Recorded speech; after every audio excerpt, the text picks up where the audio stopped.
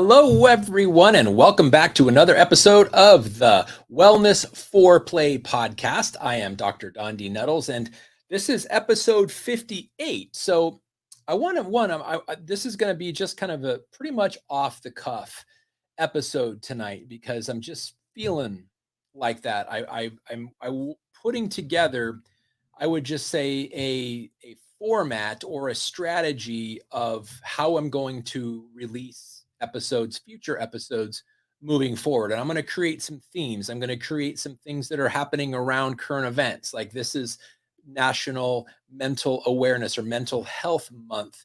I want to do things that people are, one, paying attention to, two, they're doing research into, and three, they have a general curiosity. In other words, they're leaning in for more information. I want to create content and I want to put out episodes that are kind of in alignment with what people are looking for, what is current events we're talking about, why are people looking for certain things, and I want to be able to provide episodes and information accordingly. So last week, I apologize for not having a Friday episode. I literally thought it was Saturday all day and just didn't put one out because they're normally Monday through Friday.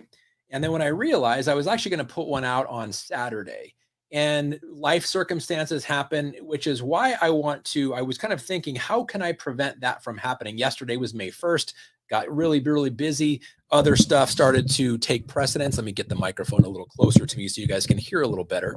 But I realized that I want to create something that is extremely predictable, but not only that, but is extremely valuable.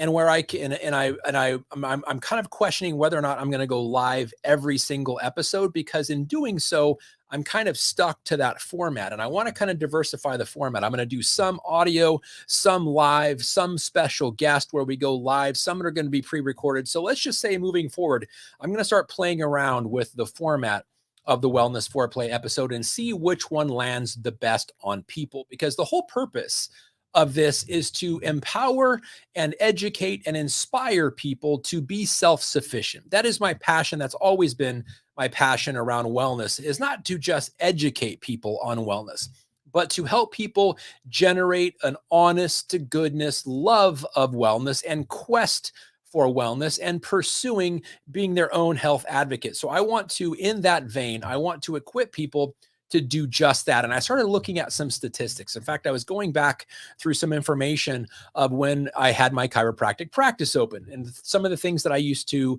teach my patients and teach the community about. And there's been a pretty big, and one of them was, where do we stand as a country compared to other countries around the world in the comparison or in the status or the statistic of health and longevity? Well, I became a chiropractor in the late 90s. And in 1990, we as Americans, the United States, had the number 17 country in the world of health and longevity, meaning there was 16 countries that were better than us, but we were number 17 in health and longevity, according to the World Health Organization. Now, this is a statistic that is globally, okay?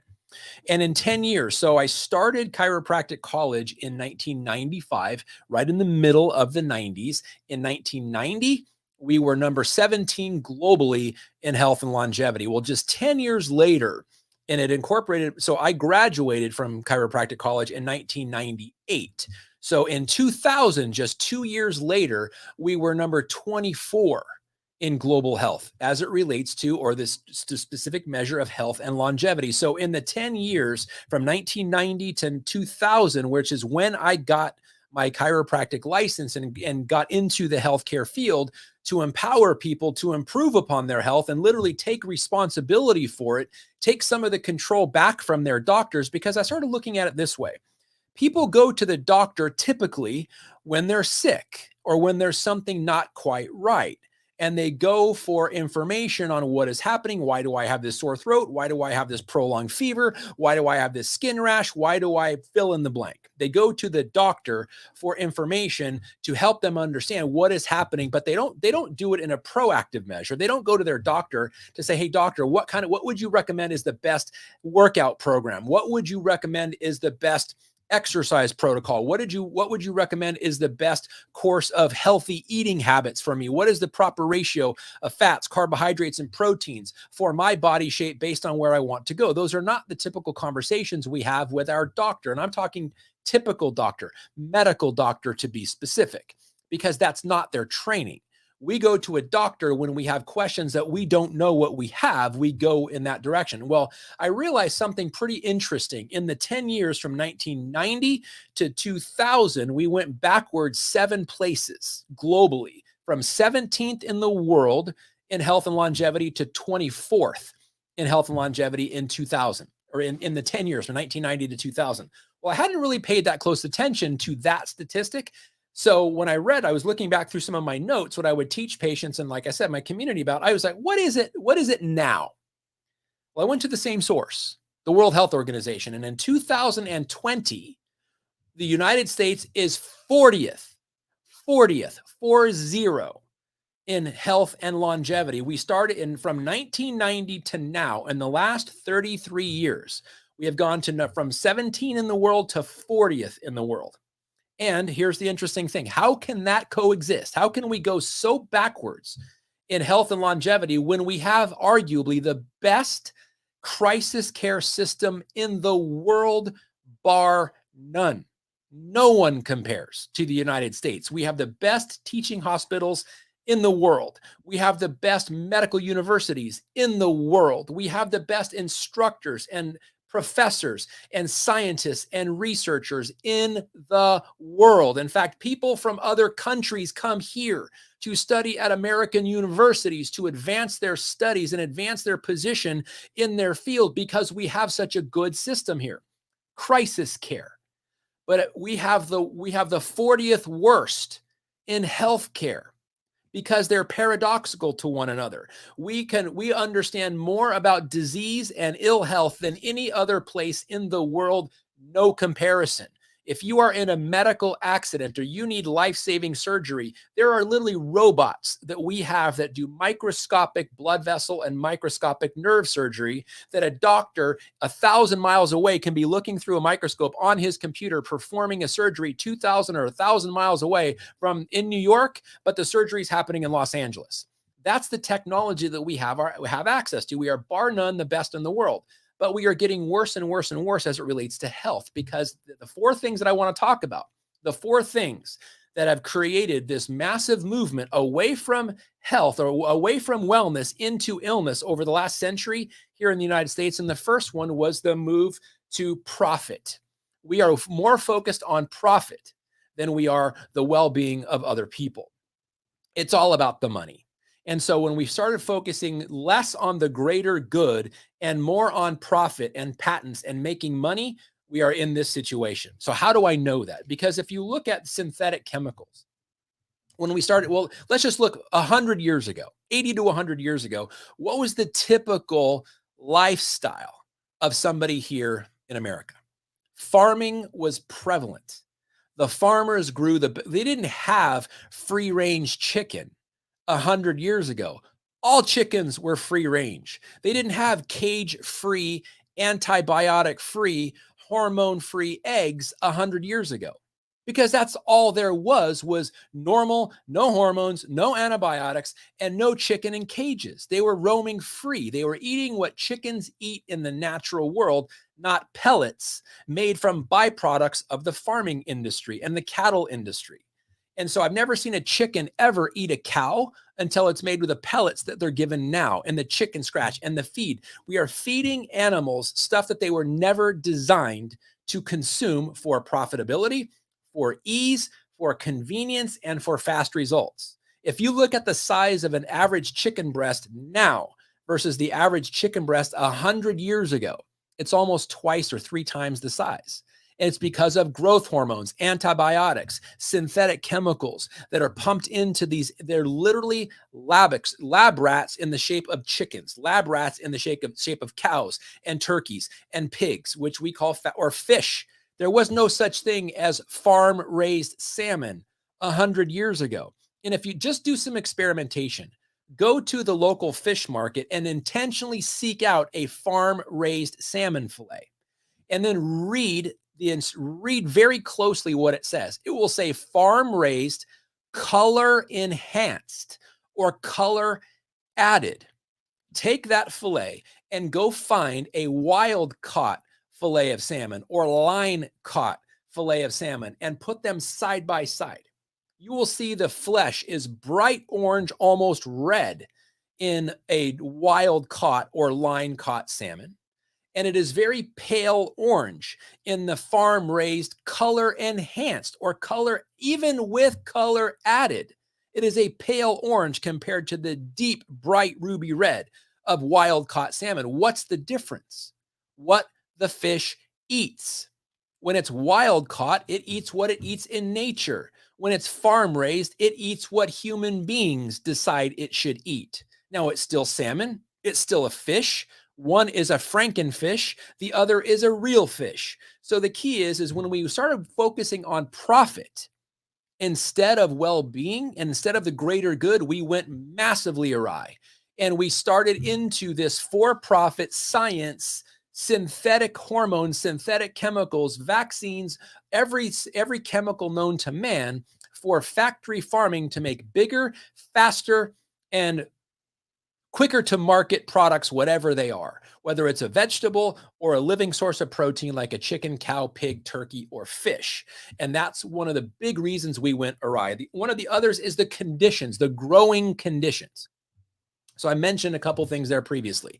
There was no such thing as cage-free eggs 100 years ago because every chicken that was laying eggs on every farm in America 100 years ago was a free-range chicken. Now we have to specify, and it costs a premium for organic, free-range, cage-free, cruelty-free chicken and eggs. We pay a premium for that, and still I don't even trust it a lot of times. Or how about just the situation where we now have warehouses where there's turkeys inside, or chickens inside, or cows inside, or pigs inside that never, I say never, see the light of day. They never see the sunlight. Under artificial lamps, in artificial circumstances, artificially fed. There is no such thing as free range. There's no such thing as grooming for themselves or whatever pigs do when they root through stuff. There's none of that.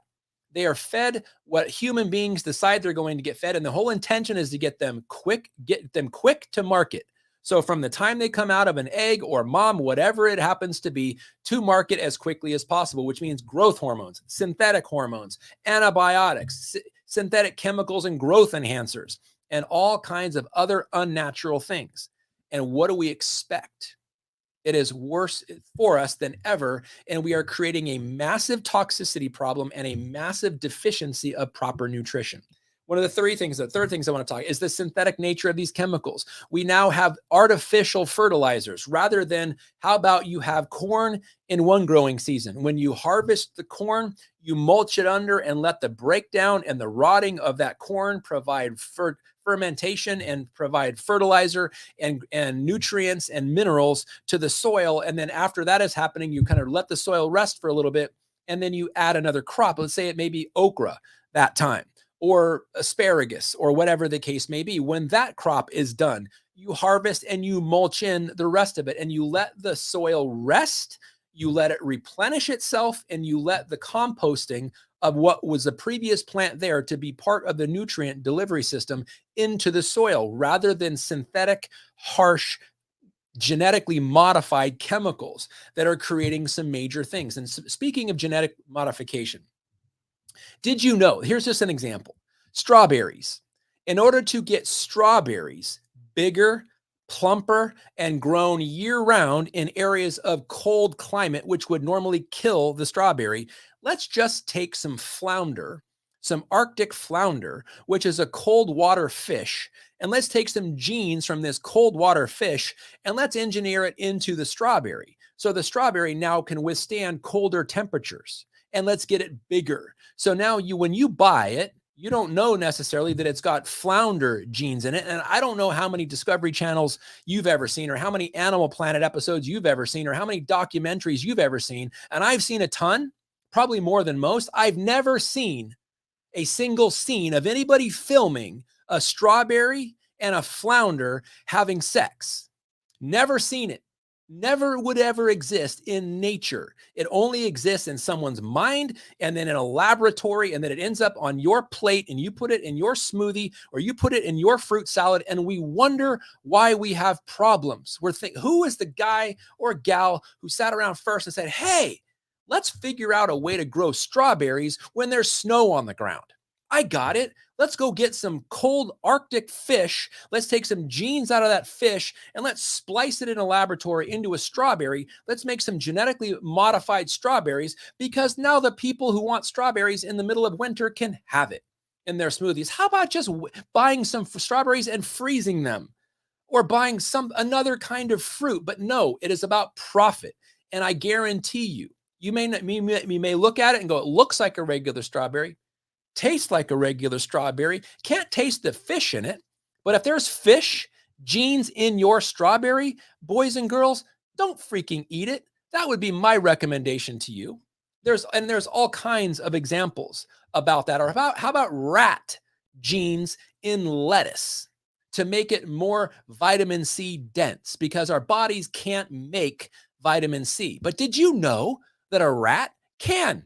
A rat can make its own vitamin C. So let's take some rat genes and let's put it into some iceberg lettuce. So when you're making your bologna sandwich for your kids and you want to be as nutritious as possible, go for it. And let's just throw some rat genes in there. So your kids' lettuce, which they're probably going to take off anyway and throw it away, but if they don't, it's got more vitamin C in it. How about just giving them a freaking orange or some kiwi slices rather than some genetically modified freaking lettuce that has rat DNA in it? I'm just being real. Look it up. Google this stuff. I'm not telling you anything that's not true. I'm telling you how crazy this has gone over the last 100 years and why it's no accident. In the last 33 years, we have gone from number 17 in the world for health and longevity, according to the World Health Organization, to 2020, we are number 40. We are going the exact opposite direction we should be going, my friends. So another example, we are spending billions and billions of dollars to lose weight in this country, and we are getting fatter and fatter and fatter, and having more cardiovascular accidents, having more stroke categories, having more obesity related things like diabetes, despite the fact we're spending billions and billions on weight loss. But we're getting fatter and fatter. Why? Because we're focusing on diets, not lifestyle. Diet, what's the first three letters of the word diet? That is your end result if you believe in that crap. I'm just going to start getting real here, because wellness is a real quest. People are definitely interested in wellness. They're pursuing learning more about wellness, and I want to equip you for doing that. So I've had some brain altering, I would say, or brain expanding conversations with myself recently on what do people want to know. I'm going to start testing it. I'm going to start pushing the envelope. I'm going to start getting not controversial, because I'm not going to talk about anything that's not true. I'm going to give you another way of looking at things. So when you can be proactive in your health and start pursuing wellness, you will have less illness. You cannot pursue wellness and get illness. You can pursue less symptoms, and you can pursue ease, and you can pursue convenience and get illness all day long. But you cannot pursue wellness and end up at illness. You can't. You can only get wellness. So I am going to show you how to pursue wellness. And I'm going to end with this last thing here. I talked about soil depletion. I talked about growth conditions of whether it's I've talked about animals. Let's talk about vegetables for the vegetarians and the vegans out there. Did you realize that if you look at just a plant of corn, forget about genetically modified corn. Thank you, Monsanto. And most of the corn out there is genetically modified. Let's just say an organic, just plant a corn seed and let it go. Let it go and let it grow, water it, and just watch what happens. It will probably have about an 18 to 24 inch radius or circumference growing up, maybe even a little bit bigger. But did you realize when they grow corn in the ground, they average about 4 inches apart?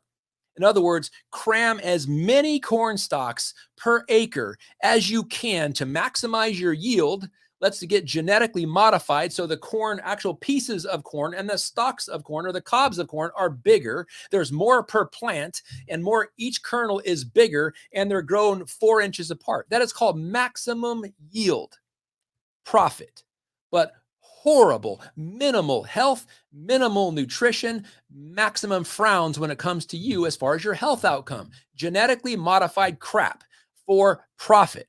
Now, I'm just, again, like, you can call me controversial, but there's nothing controversial about what I'm saying. It is fact. Corn was never meant to be grown in 4-inch decorative ornate rows with each stalk 4 inches apart. It will never grow that way in the wild unless you plant it that way. And it maximizes the yield, but it doesn't maximize the quantity or the nutrient density. Actually, you're getting nutrient depleted maximum yield crops, and you're paying for it. Even though it looks like corn, tastes like corn, and it's actually a bigger cob of corn than when you were a kid or when your parents were kids. Oh my gosh, they're just growing bigger corn. No, they're engineering bigger corn. It's all genetic modification. Nothing. And chickens were never meant to be in cages with their beaks cut off, so they don't peck the mama hen next to her who's trying to lay eggs. Now think about stress. You put a wild animal in a cage and you cut its beak off, and you put 4 to 10 birds per cage, and you just sit there and ask them to give eggs. Will they do it? Sure. But is it stress-free? Is it maximum yield? Is that egg you're getting? Look at an organic, free-range, cage-free, antibiotic-free, hormone-free egg, ideally grown on a farm. Get it at a farmer's market. Crack open that egg and look at the color of the yolk versus the white eggs you're buying in the grocery store in the pallet of 36 eggs that you're thinking you're getting a bargain on. Look at the yolk color. It's pale yellow versus deep orange like the sun. One of them is nutrient dense. The other one is nutrient depleted, created in stress, creating an ungodly, inhumane environment for that poor chicken to grow up in.